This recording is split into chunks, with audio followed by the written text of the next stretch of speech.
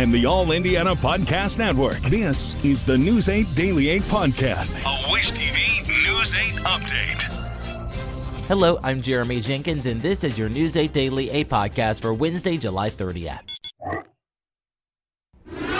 We begin with IMPD and their search for the person responsible for the police shooting that sent an officer and another suspect to the hospital.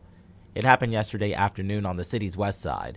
Police say 3 people, including the suspect they believe shot at the officer, are in custody. The alleged shooter's family told iTeammate yesterday that they were in critical condition. It started around 2 yesterday afternoon. Police say the officer pulled over what he believed was a stolen car with 4 people in it at an apartment complex near 16th and North Pershing Avenue. As the officer was trying to take the driver into custody, IMPD says 2 other suspects got out of the car, with one of them walking around and shooting the officer. Police say despite being hit 3 times, the officer shot back, striking the suspect. Police say the officer was able to apply a tourniquet to himself and that at least 2 neighbors stepped in to help. We talked to one of them, whom police say is a hero. We seen the shots. We ran outside to assist the officer. We didn't even think about the other person that was shooting. We just seen, he said he needed help. We went outside to help him. The recovering officer is on administrative leave, which is standard procedure. In 2024, IMPD reported 17 police shootings. They have not released a description of the 4th suspect, who they are still looking for. They also have not said how the other suspects are involved. While hours after the shooting, Metro Police did express outrage at the fact that this is the second instance this week of an officer being targeted. IMPD Chief Chris Bailey and the head of the union representing officers say they are grateful the injured officer is alive, but the violence must stop. I know for a fact, talking to folks throughout the neighborhoods, that incidents like this not only angered them, and I think somebody needs to bring voice to what they feel. They're pissed off. They're sick and tired of the violence that's occurring in our community, and they want somebody to say something and do something about it. I am thankful that our officer is alive today and able to speak with his family and his colleagues who have been rallying around him at the hospital today. I've had an opportunity to speak to the officer. He was in a lot of pain, disappointed that this happened to him, but even more committed than ever to come back as soon as possible and serve the people of this community. You just heard from Rick Snyder and IMPD Chief Chris Bailey. Bailey urged the suspect, who is still on the run, to turn themselves in. In other news, a federal judge has sentenced a man to 8 years in prison for setting an IndyGo bus on fire. In April of 2024, prosecutors say 46-year-old DeMarcus McLeod started the fire near 38th and Meridian. Police say he was holding 2 butane lighters when they arrested him at a nearby McDonald's. Investigators say everyone is okay, but the fire destroyed the bus and damaged the bus stop. The judge also ordered McLeod to pay more than $1.7 million in restitution. To Capitol Hill, where a debate over police funding turned into a showdown on the Senate floor. New Jersey Senator Cory Booker shouted as he initially blocked unanimous consent on several bipartisan bills that would have funded law enforcement programs. Booker says President Trump's administration is blocking grants for police in Democratic-leaning states like his unless they comply with Trump's policies on immigration. Fellow Democrat Catherine Cortez Masto pushed back as she tried to pass the measures. Booker ultimately did not object to the bills on the floor, and the Senate passed them with unanimous consent. The Union Pacific Railroad is looking to buy Norfolk Southern in what could trigger a final wave of rail mergers in the country. The proposed merger would combine Union Pacific's rail network in the west with Norfolk Southern's tracks in the east. If the federal government approves it, the merger would mark the first time that one company would control the 50,000 miles of tracks that connect the 2 coasts.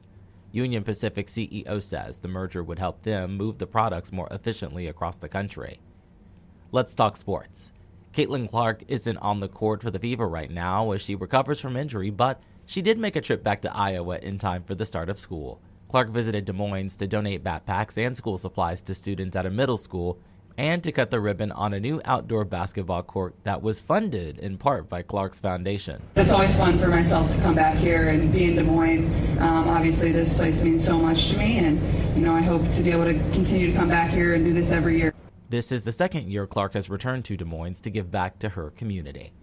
When it comes to the weather, we are still in a weather alert, but relief could soon be in sight. Meteorologist Marcus Bailey has your News 8 Daily 8 forecast. Coming off our hottest of the year, yesterday. We're going to have another heat advisory, this time for central and southern Indiana.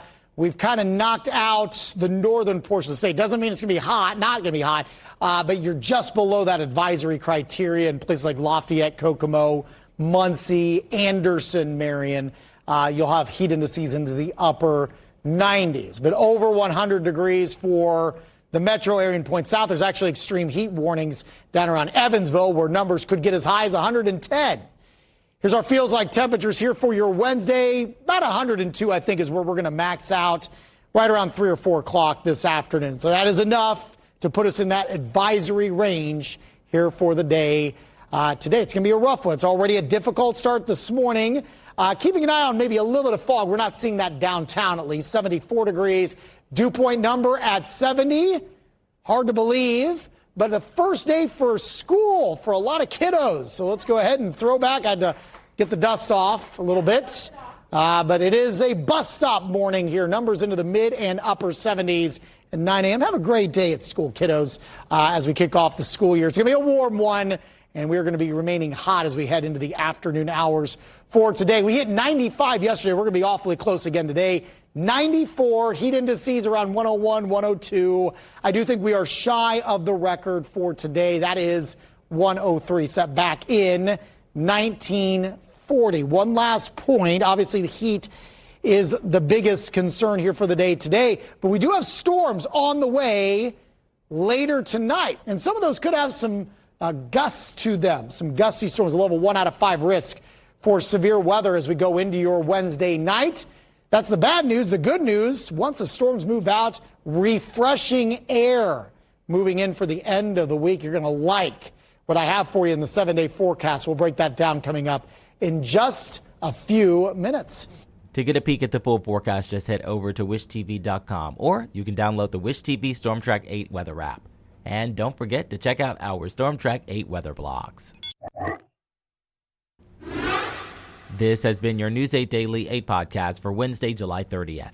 I'm Jeremy Jenkins for Wish TV and wishtv.com. This is the News 8 Daily 8 podcast, a Wish TV News 8 update on demand. For even more, on demand and on the go. Connect with Wish TV on Facebook at wishtv.com and on the free Wish TV mobile app.